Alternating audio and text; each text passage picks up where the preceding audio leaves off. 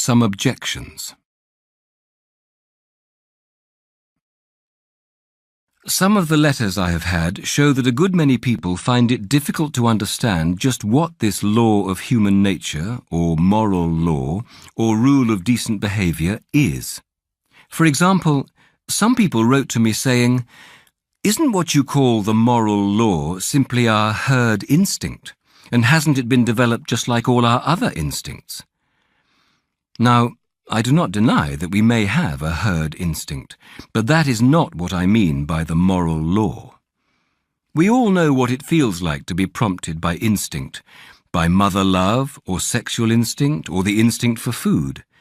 It means that you feel a strong want or desire to act in a certain way. And, of course, we sometimes do feel just that sort of desire to help another person, and no doubt that desire is due to the herd instinct. But feeling a desire to help is quite different from feeling that you ought to help whether you want to or not. Supposing you hear a cry for help from a man in danger. You will probably feel two desires. One, a desire to give help, due to your herd instinct.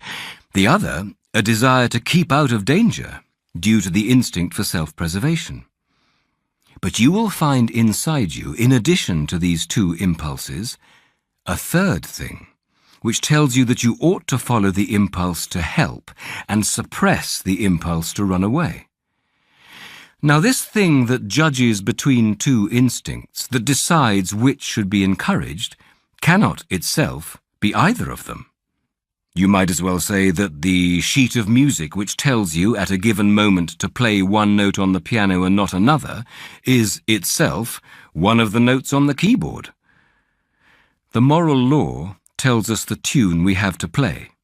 Our instincts are merely the keys. Another way of seeing that the moral law is not simply one of our instincts is this. If two instincts are in conflict and there is nothing in a creature's mind except those two instincts, obviously the stronger of the two must win. But at those moments when we are most conscious of the moral law, it usually seems to be telling us to side with the weaker of the two impulses. You probably want to be safe much more than you want to help the man who is drowning, but the moral law tells you to help him all the same. And surely it often tells us to try to make the right impulse stronger than it naturally is. I mean, we often feel it our duty to stimulate the herd instinct by waking up our imaginations and arousing our pity and so on, so as to get up enough steam for doing the right thing. But clearly we are not acting from instinct when we set about making an instinct stronger than it is. The thing that says to you, "Your herd instinct is asleep, wake it up," cannot itself be the herd instinct. The thing that tells you which note on the piano needs to be played louder cannot itself be that note. Here is a third way of seeing it. If the moral law was one of our instincts, we ought to be able to point to some one impulse inside us which was always what we call good, always in agreement with the rule of right behaviour. But you cannot. There is none of our impulses which the moral law may not sometimes tell us to suppress, and none which it may not sometimes tell us to encourage. It is a mistake to think that some of our impulses, say mother love or patriotism, are good, and others, like sex or the fighting instinct, are bad. All we mean is that the occasions on which the fighting instinct or the sexual desire need to be restrained are rather more frequent than those for restraining mother love or patriotism. But there are situations in which it is the duty of a married man to encourage his sexual impulse and of a soldier to encourage the fighting instinct.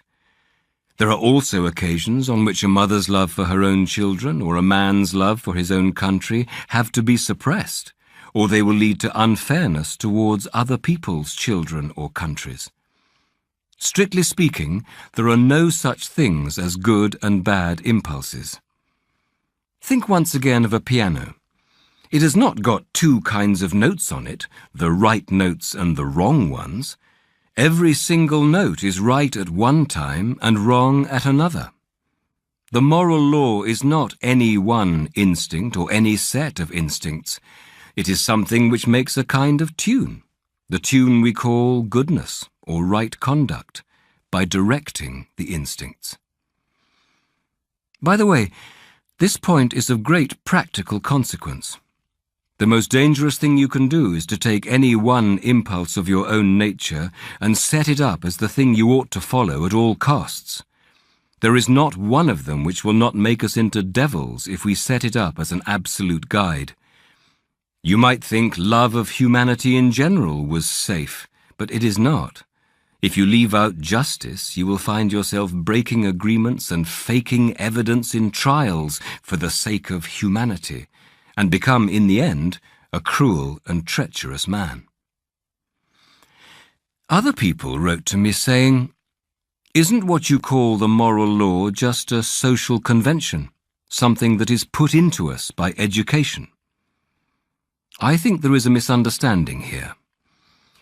The people who ask that question are usually taking it for granted that if we have learned a thing from parents and teachers, then that thing must be merely a human invention. But of course, that is not so. We all learned the multiplication table at school. A child who grew up alone on a desert island would not know it. But surely it does not follow that the multiplication table is simply a human convention, something human beings have made up for themselves and might have made different if they had liked. I fully agree that we learn the rule of decent behavior from parents and teachers and friends and books, as we learn everything else. But some of the things we learn are mere conventions which might have been different. We learn to keep to the left of the road, but it might just as well have been the rule to keep to the right. And others of them, like mathematics, are real truths. The question is to which class the law of human nature belongs. There are two reasons for saying it belongs to the same class as mathematics. The first is, as I said in the first broadcast, that though there are differences between the moral ideas of one time or country and those of another, the differences are not really very great, not nearly so great as most people imagine, and you can recognize the same law running through them all, whereas mere conventions, like the rule of the road or the kind of clothes people wear, may differ to any extent. The other reason is this. When you think about these differences between the morality of one people and another, do you think that the morality of one people is ever better or worse than that of another? Have any of the changes been improvements? If not, then of course there could never be any moral progress. Progress means not just changing, but changing for the better. If no set of moral ideas were truer or better than any other, there would be no sense in preferring civilized morality to savage morality, or Christian morality to Nazi morality. In fact, of course, we all do believe that some moralities are better than others. We do believe that some of the people who tried to change the moral ideas of their own age were what we would call reformers or pioneers, people who understood morality better than their neighbours did. Very well then.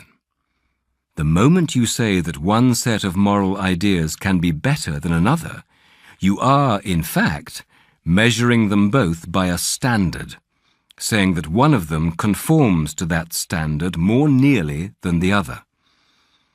But the standard that measures two things is something different from either.